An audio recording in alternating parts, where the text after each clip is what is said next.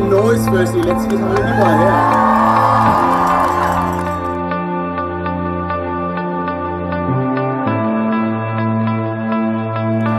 I think without him, none of this would be possible today. His name is Dex Kutsa, International Strategist for the Global March since its inception.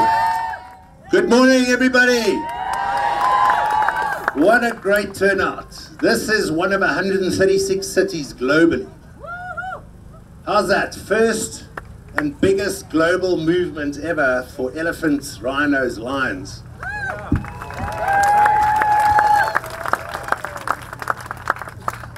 I think it's important for everybody to know that this global march that's been taken about 6 months of planning through a whole group of conservationists stretching from San Francisco to London to Durban to Cape Town, Johannesburg, Soweto, all over.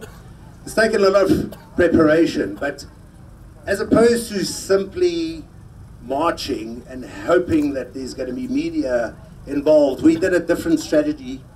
And what we did is we drafted a memorandum of demand to the Gang of 19, which is the countries like China and Vietnam and Mozambique and Angola and Laos and the Philippines, Malaysia, Nigeria, all these countries which are the cause of the wildlife trafficking that's taking place.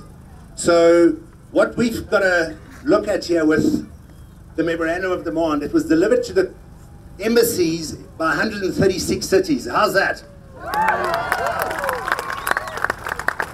And our demands are on our website. We're asking governments of the world to have political will to stop the wildlife trafficking, to take in their hands the political will. So we're trying to get the governments around the world to show political will to make the changes in their laws and to stop the corruption that's taking place from Zanzibar to Mombasa to Maputo to Johannesburg to the countries in Asian cities all over. We are losing 100,000 elephants every 3 years at the moment. Think about that. Scientific reports came out. In the last 3 years, we've lost 100,000 elephants to poaching in Africa. That's 4 an hour. So since we've been here, 8 elephants have died. There's only 400,000 or less left in Africa. People don't realize that. There's about 26,000 rhinos left around the world, and we're losing 3 a day. And there's only about 22,000 lions left in the wild. And we are also here to campaign against canned lion hunting. So what needs to be done? The whole purpose globally is to put pressure on the governments, and we're not going to stop. We will march and we'll walk and we'll do what needs to be done to stop the Asian countries and the corruption in Africa ripping out the heart of this continent. Every day we see about the rhinos being poached, and a lot of us here are getting conservation fatigue. You hear about it all the time. You hear about poachers who are caught and then they get, unfortunately, bail. So we've proposed to the government, and we've drafted a proper legislative document of 7 pages by the experts to change the laws in South Africa to make sure that convicted poachers get a minimum of 10 years, that they refund the rhino owner the value, and if public servants are involved, whether it's police or rangers or politicians, that they get heavier sentences, and that no bail is given for those that are arrested with proper proof. We're standing here, a lot of our rangers in South Africa and other parts of Africa didn't sign up to be soldiers. They signed up to be environmentalists, to be conservationists, and they've had to turn into becoming soldiers. That's what we're going to stop. This government has not changed the laws in 7 years. Why?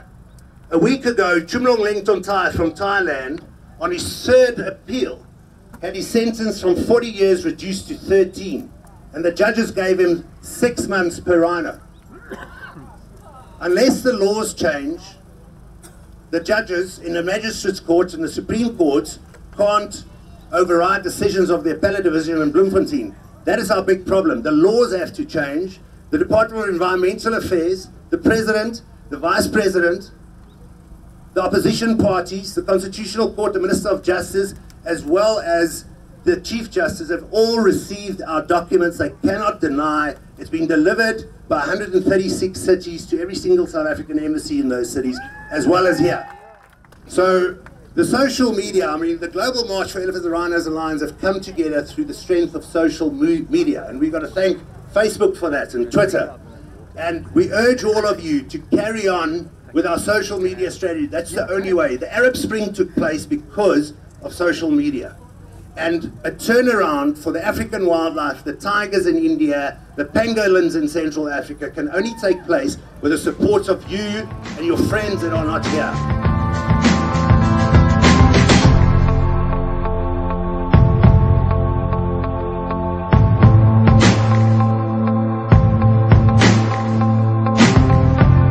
A round of applause, Fortunate Parker.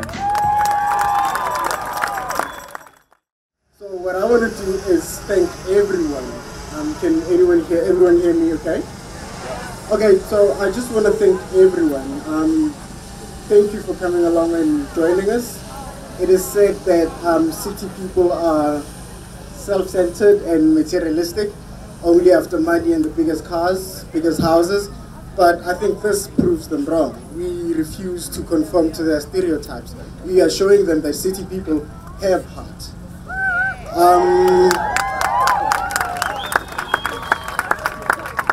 Thank you. Secondly, I want to thank the youth. People in my age group, it's time we take back our future.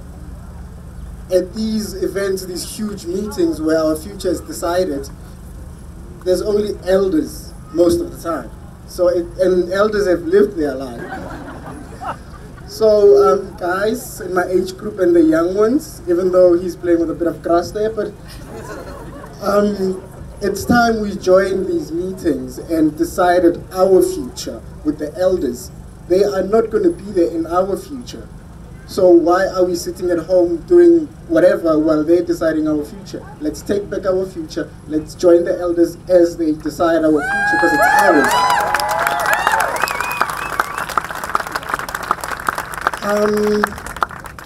True, I see a lot of diversity, not just racially, but economically as well. I want to applaud the diversity I see here. We could do with a bit more of dark-skinned people, you know.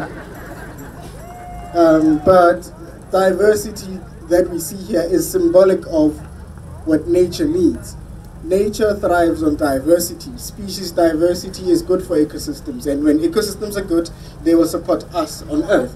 So what we are here to do today is ensure that we don't lose the diversity that is supported by rhinos, lions, and elephants. Because if that's gone, we are going to be gone as well. So thank you for the diverse sprinkling. My last point is criticism.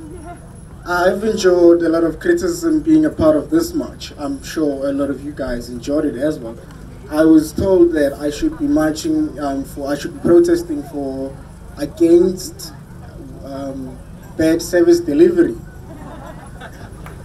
But I told them basically what we are doing and what service delivery protesters are doing is essentially similar. Well, they are a bit more violent than we are, but it is similar. When services are not delivered, it's a violation of our rights because they promise to deliver. When animals are killed, well, they don't do anything, it's a violation of our rights because they have a legal obligation to protect the rhinos and whatever wildlife on our behalf. So they need to step up. So thank you for fighting for our rights.